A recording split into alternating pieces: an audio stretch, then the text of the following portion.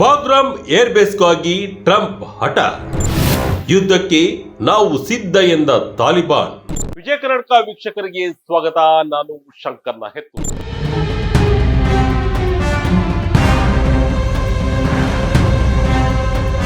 ಜಗತ್ತಿನ 2 ಯುದ್ಧಗಳು ಈಗಾಗಲೇ ನಡೆಯುತ್ತಿವೆ.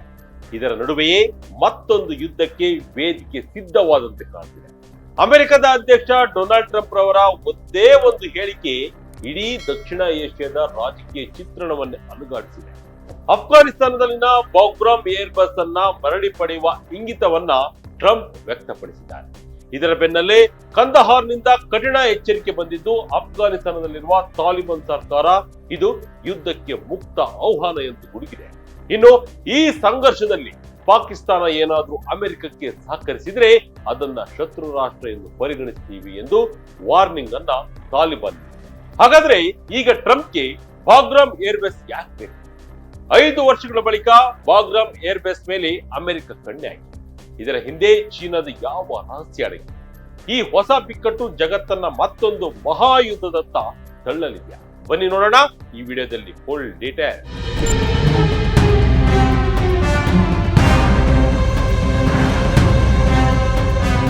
ಹೌದು, ಅಫ್ಘಾನಿಸ್ತಾನದಲ್ಲಿರುವ ಬಾಗ್ರಾಮ್ ಏರ್ಬೇಸ್ ಅನ್ನ ವಾಪಸ್ ಪಡೆಯಲು ಅಮೆರಿಕ ಮುಂದಾಗಿದೆ. ತಾಲಿಬಾನ್ ನಮ್ಮ ಮಾತನ್ನು ಕೇಳದಿದ್ದರೆ ಕೆಟ್ಟ ಪರಿಣಾಮಗಳನ್ನ ಎದುರಿಸಬೇಕಾಗುತ್ತದೆ.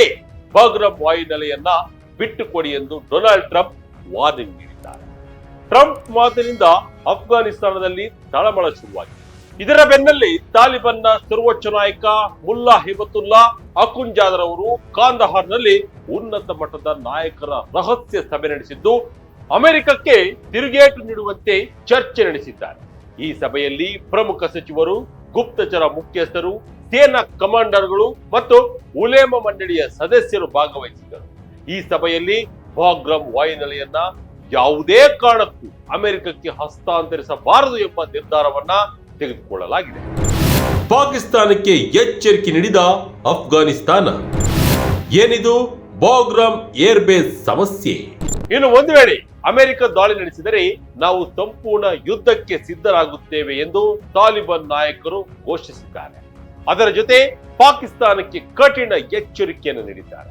ಒಂದು ವೇಳೆ ಪಾಕಿಸ್ತಾನವು ಅಮೆರಿಕಕ್ಕೆ ಯಾವುದೇ ರೀತಿಯಲ್ಲಿ ಅಂದ್ರೆ ಲಾಜಿಸ್ಟಿಕ್, ರಾಜತಾಂತ್ರಿಕ ಅಥವಾ ಮಿಲಿಟರಿ ಸಹಾಯ ಮಾಡಿದರೆ ಪಾಕಿಸ್ತಾನವನ್ನ ಇಸ್ಲಾಮಿಕ್ ಎಮಿರೇಟ್ಸ್ ಅಫ್ಘಾನಿಸ್ತಾನದ ಶತ್ರು ರಾಷ್ಟ್ರವೆಂದು ಪರಿಗಣಿಸಲಾಗುವುದು ಎಂದು ತಾಲಿಬಾನ್ ಹೇಳಿದೆ. ಮುಂಬರುವ ದಿನಗಳಲ್ಲಿ ಟ್ರಂಪ್ ಆಡಳಿತದೊಂದಿಗೆ ಉನ್ನತ ಮಟ್ಟದ ಮಾತುಕತೆಗೆ ಸಿದ್ಧವಾಗುತ್ತಿದ್ದ ಪಾಕಿಸ್ತಾನಕ್ಕೆ ಈ ಹೇಳಿಕೆ ದೊಡ್ಡ ತಲೆನೋವಾಗಿ ಪರಿಣಮಿಸಿದ್ದು ಒಂದು ಕಡೆ ಭಾರತ, ಮತ್ತೊಂದು ಕಡೆ ಅಫ್ಘಾನಿಸ್ತಾನವನ್ನ ಎದುರಿಸಬೇಕಾಗುತ್ತದೆ. ಇನ್ನು ಏನಿದು ಬಾಗ್ರಾಮ್ ಏರ್ಬೇಸ್ ಎಂಬುದನ್ನು ಗಮನಿಸಿದರೆ ಇದನ್ನ ಸೋವಿಯತ್ ಯೂನಿಯನ್ 1950ರ ದಶಕದಲ್ಲಿ ನಿರ್ಮಿಸಿತ್ತು. ಬಳಿಕ ಅಮೆರಿಕ ಇದನ್ನ ಅಭಿವೃದ್ಧಿಪಡಿಸಿತು. ಇನ್ನು 11 ಕಿಲೋಮೀಟರ್ ಇದ್ದು ಅಫ್ಘಾನಿಸ್ತಾನದಲ್ಲಿ ಅಮೆರಿಕದ ಅತಿ ದೊಡ್ಡ ಏರ್ಬೇಸ್ ಆಗಿದೆ. ಈ ಏರ್ಬೇಸ್ ಅನ್ನ 2 ರನ್ವೇಗಳನ್ನ ಹೊಂದಿದೆ. ಇಲ್ಲಿ 50 ಬೆಡ್ಗಳ ಆಸ್ಪತ್ರೆ ಕೂಡ ಇದ್ದು ಕಾಬೂಲ್ ಅಂತಾರಾಷ್ಟ್ರೀಯ ಏರ್ಪೋರ್ಟ್ ನಿಂದ ಕೇವಲ 40 ಕಿಲೋಮೀಟರ್ ದೂರದಲ್ಲಿದೆ. ಶೀತಲ ಸಮರದಲ್ಲಿ ಕ್ರೂಷಿಯಲ್ ರೋಲ್ ಅನ್ನ ನಿರ್ವಹಿಸಿತ್ತು. 2021ರಲ್ಲಿ ಅಮೆರಿಕ ಇದನ್ನ ಅಫ್ಘಾನಿಸ್ತಾನಕ್ಕೆ ಬಿಟ್ಟುಕೊಟ್ಟಿತ್ತು. ಡೊನಾಲ್ಡ್ ಟ್ರಂಪ್ಗೆ ಬಾಗ್ರಾಮ್ ಈಗ ಯಾಕೆ ಬೇಕು? ಚೀನಾದ ಅಣ್ವಸ್ತ್ರ ರಹಸ್ಯದ ಮೇಲೆ ಟ್ರಂಪ್ ಕಣ್ಣು. 2021ರಲ್ಲಿ ಅಮೆರಿಕ ತನ್ನ ಮಿಲಿಟರಿಯನ್ನ ಅಫ್ಘಾನಿಸ್ತಾನದಿಂದ ಹಿಂದಕ್ಕೆ ತೆಗೆದುಕೊಂಡಿತ್ತು. ಆಗ ಎಲ್ಲವೂ ಅಮೆರಿಕ ಬಿಟ್ಟು ಬಂದಿತ್ತು. ಆದರೆ 4 ವರ್ಷದ ಬಳಿಕ ಡೊನಾಲ್ಡ್ ಟ್ರಂಪ್ ಬಾಗ್ರಾಮ್ ಏರ್ಬೇಸ್ ಮೇಲೆ ಇಂಟ್ರೆಸ್ಟ್ ತೋರಿಸಿದ್ದಾರೆ. ಟ್ರಂಪ್ ರವರ ಈ ಹಠಾತ್ ಆಸಕ್ತಿಗೆ ಕಾರಣವೇನು ಎಂಬುದನ್ನು ನೋಡಿದರೆ ಚೀನಾ ಎಂಬ ಹೆಸರು ಕಾಣುತ್ತೆ. ಇತ್ತೀಚೆಗೆ ಬ್ರಿಟನ್ ಪ್ರಧಾನಿ ಕೀರ್ ಸ್ಟಾರ್ಮರ್ ಒಂದಿಗೆ ಜಂಟಿ ಸುದ್ದಿಗೋಷ್ಠಿ ವೇಳೆ ಡೊನಾಲ್ಡ್ ಟ್ರಂಪ್ ಬಾಗ್ರಾಮ್ ಏರ್ಬೇಸ್ ಚೀನಾದ ಪರಮಾಣು ಅಸ್ತ್ರಗಳನ್ನು ತಯಾರಿಸುವ ಸ್ಥಳದಿಂದ ಕೇವಲ 1 ಗಂಟೆಯ ಅಂತರದಲ್ಲಿದೆ ಎಂದಿದ್ದರು. ಈ ಮೂಲಕ ಚೀನಾವನ್ನ ತಲೆಯಲ್ಲಿಟ್ಟುಕೊಂಡು ಬಾಗ್ರಾಮ್ ಏರ್ಬೇಸ್ ಅನ್ನ ವಾಪಸ್ ಪಡೆಯಲು ಟ್ರಂಪ್ ಪ್ಲಾನ್ ಮಾಡಿದ್ದಾರೆ. ಅಮೆರಿಕದ ಈ ಪ್ಲಾನ್ ಚೀನಾಗೆ ಆತಂಕವನ್ನ ಸೃಷ್ಟಿಸಿದೆ. ಅಮೆರಿಕದ ಗುಪ್ತಚರ ಸಂಸ್ಥೆಗಳು ಚೀನಾದ ಕ್ಷಿಪಣಿ ಮತ್ತು ಪರಮಾಣು ಶಸ್ತ್ರಾಸ್ತ್ರಗಳ ಮೇಲೆ ಬಹಳ ಹಿಂದಿನಿಂದಲೂ ಕಣ್ಣಿಟ್ಟಿವೆ. ಚೀನಾ ತನ್ನ ನ್ಯೂಕ್ಲಿಯರ್ ಶಸ್ತ್ರಾಗಾರವನ್ನ ವೇಗವಾಗಿ ವಿಸ್ತರಿಸುತ್ತಿದೆ. ಪ್ರಸ್ತುತ ಚೀನಾದಲ್ಲಿ ಸುಮಾರು 500 ಅಣುಬಾಂಬ್ಗಳಿದ್ದು 2035ರ ವೇಳೆಗೆ ಈ ಸಂಖ್ಯೆ 1500ಕ್ಕೆ ಏರುವ ನಿರೀಕ್ಷೆ ಇದೆ.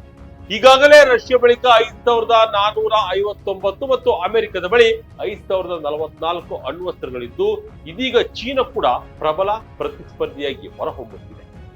ಕಳೆದ ಒಂದು ದಶಕದಲ್ಲಿ ಚೀನಾ ತನ್ನ ಪಶ್ಚಿಮದ ನಿರ್ಜನ ಪ್ರದೇಶಗಳಾದ ಗನ್ಸು ಪ್ರಾಂತ್ಯದ ಯೆಮೆನ್, ಕ್ಲಿನ್ಜಿಯಾಂಗ್ ಭಾಗದ ಹಮಿ ಮತ್ತು ಇನ್ನರ್ ಮಂಗೋಲಿಯಾದ ಎಲಿನ್ಗಳಲ್ಲಿ ಬೃಹತ್ ಖಂಡಾಂತರ ಕ್ಷಿಪಣಿ ಕ್ಷೇತ್ರಗಳನ್ನ ನಿರ್ಮಿಸಿದೆ.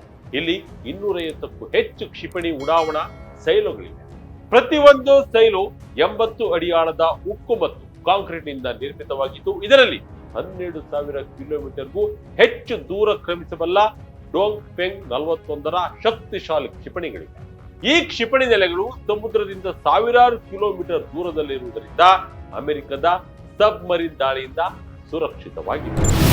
B2 B1 ಬಾಂಬರ್ ನಿಯೋಜಿಸಲು plan, counter force targeting strategy. ಈ ಹಿನ್ನೆಲೆ ಬಾಗ್ರಾಮ್ ಏರ್ಬೇಸ್ ಮೇಲೆ ಅಮೆರಿಕದ ಕಣ್ಣು ಮತ್ತೆ ಬಿಟ್ಟಿದೆ.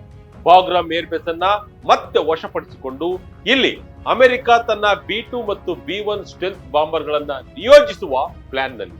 ಅವುಗಳು ಮುಂದೆ ಅವಶ್ಯಕತೆ ಬಿದ್ದರೆ ಚೀನಾದ ವಾಯು ರಕ್ಷಣಾ ವ್ಯವಸ್ಥೆಯನ್ನ ಭೇದಿಸಿ ಚೀನಾದ ಪಶ್ಚಿಮ ಭಾಗದಲ್ಲಿರುವ ಈ ಕ್ಷಿಪಣಿ ನೆಲೆಗಳ ಮೇಲೆ ದಾಳಿ ಮಾಡುವ ಚಿಂತನೆಯನ್ನ ಅಮೆರಿಕ ಹೊಂದಿದೆ. ಇದಕ್ಕಾಗಿ ಟ್ರಂಪ್ ಕೌಂಟರ್ ಫೋರ್ಸ್ ಟಾರ್ಗೆಟಿಂಗ್ ಎಂಬ ಸೇನಾ ತಂತ್ರವನ್ನ ಉಲ್ಲೇಖಿಸುತ್ತಿದ್ದಾರೆ. ಇದರ ಅರ್ಥ ಯುದ್ಧದ ಆರಂಭಿಕ ಗಂಟೆಗಳಲ್ಲೇ ಶತ್ರುವಿನ ಪರಮಾಣು ಸಾಮರ್ಥ್ಯವನ್ನ ನಾಶಪಡಿಸುವುದು. ಇದೇ ತಂತ್ರವನ್ನ ಬಳಸಿ ಇರಾನ್ನ ಫೋರ್ಡೋ ಅಣುಸ್ಥಾವರ ಮೇಲೆ ಆಪರೇಷನ್ ಮಿಡ್ ನೈಟ್ ಹ್ಯಾಮರ್ ಕಾರ್ಯಾಚರಣೆಯನ್ನ ಅಮೆರಿಕ ನಡೆಸಿತು. ಅದೇ ರೀತಿ ಕಾರ್ಯಾಚರಣೆಯನ್ನ ಚೀನಾದ ಮೇಲೆ ನಡೆಸಲು ಟ್ರಂಪ್ ಬಾಗ್ರಾಮ್ ಅನ್ನ ವಶಪಡಿಸಿಕೊಳ್ಳಲು ಮುಂದಾಗಿದ್ದಾರೆ. ಬೇರೆ ದೇಶಗಳನ್ನ ಸಂಪರ್ಕಿಸುತ್ತಿರುವ ತಾಲಿಬಾನ್, ಭಾರತದ ನಿಲುವು ಏನು, ಚೀನಾ ಏನ್ ಮಾಡುತ್ತೆ? ಇನ್ನು ಅಮೆರಿಕದ ಬೆದರಿಕೆಯನ್ನ ಎದುರಿಸಲು ತಾಲಿಬಾನ್ ಕೇವಲ ಯುದ್ಧದ ಮಾತನ್ನಷ್ಟೇ ಆಡುತ್ತಿಲ್ಲ. ಪ್ರಧಾನಿ ಮುಲ್ಲಾ ಮೊಹಮ್ಮದ್ ಹಸನ್ ಅಕನ್ ಮತ್ತು ವಿದೇಶಾಂಗ ಸಚಿವ ಅಮೀರ್ ಖಾನ್ ಮುತಂಗಿರ್ ಅವರ ಜಾಗತಿಕ ಮತ್ತು ಪ್ರಾದೇಶಿಕ ಶಕ್ತಿಗಳೊಂದಿಗೆ ತುರ್ತು ಸಂಪರ್ಕ ಸಾಧಿಸುವ ಜವಾಬ್ದಾರಿಯನ್ನು ನೀಡಲಾಗಿದೆ. Russia, China, Iran, Pakistan, Qatar, UAE, Saudi Arabia ಮತ್ತು ಭಾರತವನ್ನು ಸಹ ಸಂಪರ್ಕಿಸಿ ಅಮೆರಿಕದ ನಡೆಯಿಂದ ಆಗಬಹುದಾದ ಅಪಾಯಗಳ ಬಗ್ಗೆ ವಿವರಿಸಲು ತಾಲಿಬಾನ್ ಮುಂದಾಗಿದೆ. ಅಲ್ಲದೆ ದೋಹಾ ಒಪ್ಪಂದದ ಪ್ರಕಾರ ಅಫ್ಘಾನಿಸ್ತಾನದ ಪ್ರಾದೇಶಿಕ ಸಮಗ್ರತೆ ಮತ್ತು ರಾಜಕೀಯ ಸ್ವಾತಂತ್ರ್ಯದ ವಿರುದ್ಧ ಬಲಪ್ರಯೋಗ ಮಾಡುವುದಿಲ್ಲ ಎಂದು ಅಮೆರಿಕ ಪ್ರತಿಜ್ಞೆ ಮಾಡಿದೆ. ಅವರು ತಮ್ಮ ಬದ್ಧತೆಗೆ ನಿಷ್ಠರಾಗಿರಬೇಕು ಎಂದು ತಾಲಿಬಾನ್ ಅಫಿಷಿಯಲ್ ಸ್ಟೇಟ್ಮೆಂಟ್ ಬಿಡುಗಡೆ ಮಾಡಿದೆ. ಭಾರತ ಅಮೆರಿಕದ ನಡೆಗೆ ವಿರೋಧ ವ್ಯಕ್ತಪಡಿಸುವ ನಿರೀಕ್ಷೆ ಇದೆ. ಯಾವುದೇ ರಾಷ್ಟ್ರದ ಸಾರ್ವಭೌಮತ್ವಕ್ಕೆ ಧಕ್ಕೆಯಾಗಬಾರದು ಎಂಬ ನಿಲುವನ್ನ ಭಾರತ ಹೊಂದಿದೆ. ಅದೇ ರೀತಿ ಚೀನಾ ಕೂಡ ತನ್ನ ವಿರುದ್ಧವೇ ಮಸಲತ್ತು ನಡೆಯುತ್ತಿದೆ ಎಂಬ ಕಾರಣಕ್ಕೆ ಅಮೆರಿಕ ವಿರುದ್ಧ ನಿಲ್ಲುವ ಸಾಧ್ಯತೆ ದಟ್ಟವಾಗಿದೆ. ಚೀನಾ ನಿಂತ ಮೇಲೆ ರಷ್ಯಾ ಕೂಡ ಇದನ್ನೇ ಮಾಡುವುದು ಪಕ್ಕಾ. ಒಟ್ಟಿನಲ್ಲಿ ಬಾಗ್ರಾಮ್ ಏರ್ಬೇಸ್ ನ ಮರುವಶಕ್ಕೆ ಟ್ರಂಪ್ ಮುಂದಾಗಿರುವುದು ಪಶ್ಚಿಮ ಏಷ್ಯಾದಲ್ಲಿ ಯುದ್ಧದ ಕಾರ್ಮೋಡವನ್ನ ಸೃಷ್ಟಿಸಿದೆ. ಇದು ಈಗ ಕೇವಲ ಅಮೆರಿಕ ಮತ್ತು ತಾಲಿಬಾನ್ ನಡುವಿನ ಸಂಘರ್ಷವಾಗಿ ಉಳಿದಿಲ್ಲ, ಅಮೆರಿಕ ಹಾಗೂ ಚೀನಾ ನಡುವಿನ ಶೀತಲ ಸಮರಕ್ಕೂ ನಾಂದಿ ಹಾಡಿದಂತೆ ಕಾರಣವಾಗ್ತಿದೆ. ಚೀನಾದ ಫ್ರೆಂಡ್ ಎಂದು ಕರೆಸಿಕೊಳ್ಳುವ ಪಾಕಿಸ್ತಾನ ಈಗ ಯಾರಿಗೆ ಬೆಂಬಲವಾಗಿ ನಿಲ್ಲಲಿದೆ ಎಂಬ ಪ್ರಶ್ನೆ ಕೂಡ ಇದ್ದು, ಮುಂದಿನ ದಿನಗಳಲ್ಲಿ ಈ ಚದುರಂಗದ ಆಟ ಯಾವ ತಿರುವು ಪಡೆಯಲಿದೆ ಎಂಬುದನ್ನ ಜಗತ್ತು ಉಸಿರನ್ನ ಬಿಗಿ ಹಿಡಿದು ನೋಡುತ್ತಿರುವುದು ಸತ್ಯ.